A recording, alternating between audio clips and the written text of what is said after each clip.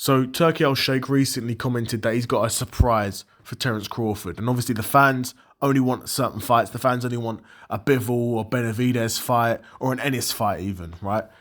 But all those guys have got fights booked, as far as I know. Bivol's not got a fight booked, to be fair, but Benavidez has, and Ennis has. So a surprise? Who could be the surprise? Now, I was recently even seeing reports that maybe David Morrell could be the surprise. Now, I'm going to talk a bit about David Morrell, talk a bit about his career, why he's a very good boxer, but realistically why I don't think this fight could actually happen. Main reason is currently David Morrell is campaigning at 175. And yes, he started career at 168, but I imagine he stopped fighting at 168 because the weight got too hard for him to make, right? That being said, David Morrell is no bum, not by any stretch of the imagination. He's a 27-year-old Cuban southpaw, which in and of itself presents plenty of problems.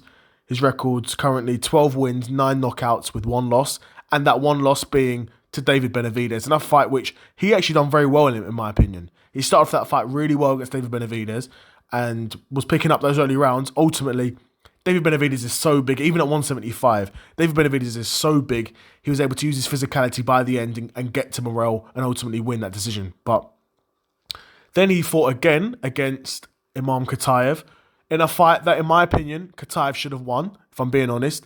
David Morrell was very lucky to get the decision victory on that night, but nonetheless, he's got the win and he's back to winning ways.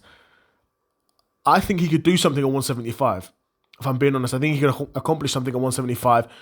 A world title with the current guys at world level would be tough because if you are just about beating Kataev, you're not going to be able to beat Beterbiev, and he's not got the style to beat a Bivol. Maybe he's got a style to beat Bivol. He's got a style to cause Bivol problems. I do think Bivol would beat him, but he could cause Bivol some problems. And then who else? David Benavidez. He fought David Benavidez once. He lost to him, but it was competitive. Who's not to say a few years down the line when David Morrell's got even more experience as a pro?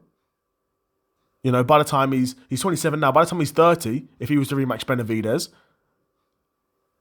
might be on the back end of his career at that point, still very much at the top. David Morrell could get a result against David Benavidez. Look at Benavidez, you look at Anthony Yard, he'd beat Anthony Yard, in my opinion. Who else? Callum Smith. That would be a great fight. That'd be a really good fight. I see paths to victory for both guys, but this is what I'm saying. There is routes to success for David Morrell at 175, but ultimately, if we're being honest, the Terence Crawford fight would be far more lucrative than any of those options. Far more lucrative. And then you got Terence Crawford, who, again, he's not going to be big for 168. He's a good enough boxer. I don't know if he's a good enough boxer to beat the top names at 168, because I don't fancy Crawford. I don't know how I feel about him against a guy like Shiraz. He's a good enough boxer to beat guys like Berlanga, because Berlanga would have zero chance against Crawford. Munguia would have very little chance against Crawford. Resendez would have no chance against him. Caleb Plant stylistically could cause some problems, but Terence Crawford technically is just so much better. Jamal Charlo, again, stylistically could cause some problems because he'd be so much bigger than him, and Charlo's jab is so good. It's such a beautiful shot from him. So, do you know what I mean? Or you can go back down to 160, and there's options there for 160. But I've made videos about all these topics for Terence Crawford, but Terence Crawford would struggle against David Morrell. If I'm being honest, he would struggle against David Morrell because David Morrell doesn't fight anything like a Canelo, where David Morrell's not going to be plodding. He's going to be in and out. He's going to be using that Cuban footwork. He's going to be using those check hooks when you come inside, because Crawford's going to have to come inside. Pause. Huge pause.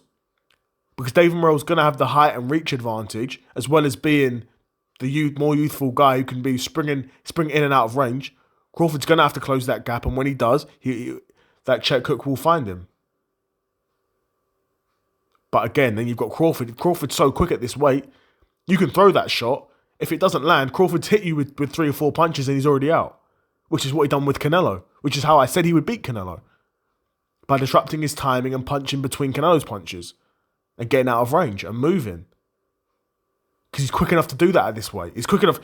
Look, if he's quick enough to do it at 140, quick enough to do it at 147, he's going to be quicker than any of the guys at 168.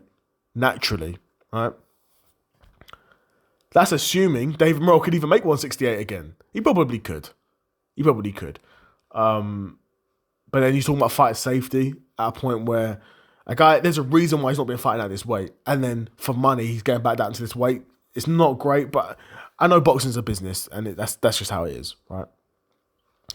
But yeah, I've talked about routes for other guys. I mean, I've talked about routes for both guys, individually.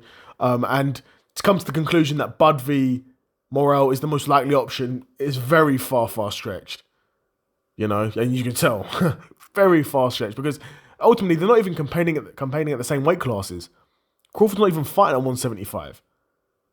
Right? But if he was to fight Bivol, although Bivol said he could come down to 168, damn, who knows? But yeah, moral of the message of the video is I do not think that Bud v Morrell will happen. But I'd be curious to know what you guys think. Do you think this fight could happen?